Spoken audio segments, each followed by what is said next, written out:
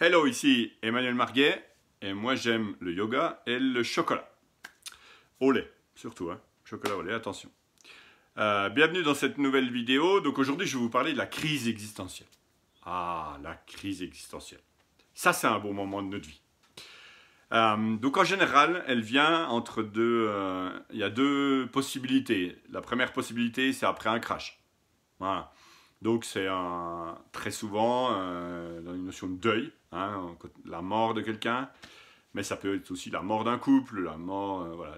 Très souvent, voilà, c'est derrière quelque chose, une des pires nouvelles de notre vie. Et là, on va se poser la question existentielle de « Qu'est-ce que je fous là ?» Et par équilibre, comme l'univers adore l'équilibre, on a aussi l'opposé, qui a une crise existentielle, elle peut venir, et c'est celle-là la plus sournoise, la pire, c'est celle que tout va bien. J'ai tout. J'ai une super famille, une super nana, super compte banque, une super baraque, super piscine, un groupe de potes de malades, super bagnole et ainsi de suite. Donc vous imaginez, super boulot, etc. Et là, tout d'un coup, on a tout, mais on sent un vide. Et c'est les pires dépressions que j'ai vues, moi, chez les gens. Hein. Et à un moment donné, elle est sournoise parce qu'on va en parler à nos amis ou à notre entourage. On va dire, voilà, j'aimerais te parler d'un truc. Je sais pas, je sens un vide à l'intérieur de moi, je me sens mal en ce moment, etc. Et là, gratitude, la personne en général, que ce soit ta famille, ton ami, proche, ton confident, il va te dire, non mais... Pas à toi. Attends, t'as tout. Qu'est-ce qui tu te plaignes quoi? Enfin, t'as tout. Hein. Et là, baffe dans la gueule. Et là, tu en parles plus jamais à personne. Quoi. Tu gardes ton vide à l'intérieur. Alors, si c'est votre cas, ne restez pas là-dedans. Hein. Donc, parlez-en. Hein. Venez, si vos amis, votre famille, ou peu importe à qui vous en avez parlé, vos amis se te claquent dans la gueule, voilà, prenez un coach, prenez n'importe qui, quelqu'un, un professionnel, psychologue, peu importe qui, mais sortez de ça. Donc, à un moment donné, dans le j'ai tout fait, il y a aussi le mot j'étouffe.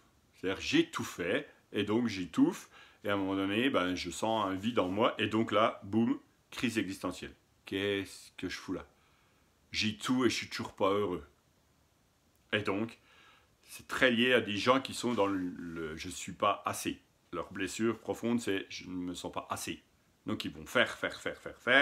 Derrière, il y a un besoin de connaissance, besoin de reconnaissance, etc. Donc, voilà.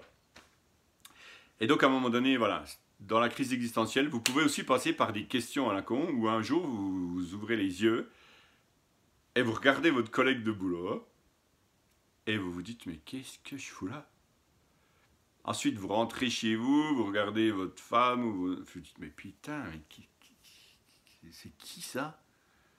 Et je vis avec elle, et après vous allez dans votre sport ou un sport collectif, etc. Et vous dites, mais qu'est-ce que c'est ce bordel? Enfin, qu'est-ce qu'ils foutent là? Qu'est-ce que je fous là? Et là, boum, ça peut être aussi le cas des signes d'une crise existentielle. Le gros avantage de vivre une crise existentielle, c'est qu'à un moment donné, on va bosser sur notre mission d'âme, notre mission de vie. Et là, deuxième obstacle, deuxième difficulté, je vous le donne dans le mille, mission de vie, on se dit, ben, vous allez commencer à vous ouvrir à des livres, à des formations, à des gens qui font du développement personnel et qui vont vous dire, il faut trouver ta mission de vie. Et nous voilà repartis dans une pression en disant, faut que je trouve ma mission de vie, et donc rebelote, on repart dans une crise existentielle en disant, voilà.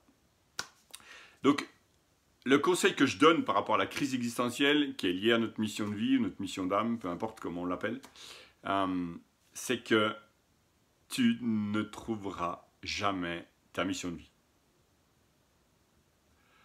Tu ne trouveras jamais ta mission de vie. Parce que les gens qui pensent avoir trouvé leur mission de vie vont vivre une dépression derrière. Parce que dans le mot trouver, c'est un état fini. Voilà, si vous avez perdu quelque chose, perdu votre téléphone, si vous le retrouvez, tu dis j'ai trouvé mon téléphone. Terminus, c'est fini. Et donc, si vous êtes dans ce mode-là en disant « j'ai trouvé ma mission de vie », sachez que tous ceux qui vous disent « j'ai trouvé ma mission de vie » vont vivre une période dépressive ou alors mentent parce qu'on ne trouve jamais sa mission de vie. Par contre, la bonne nouvelle, c'est qu'on va s'en approcher. C'est-à-dire que vous allez vous approcher le plus près possible de votre mission de vie, mais vous n'allez jamais la trouver réellement.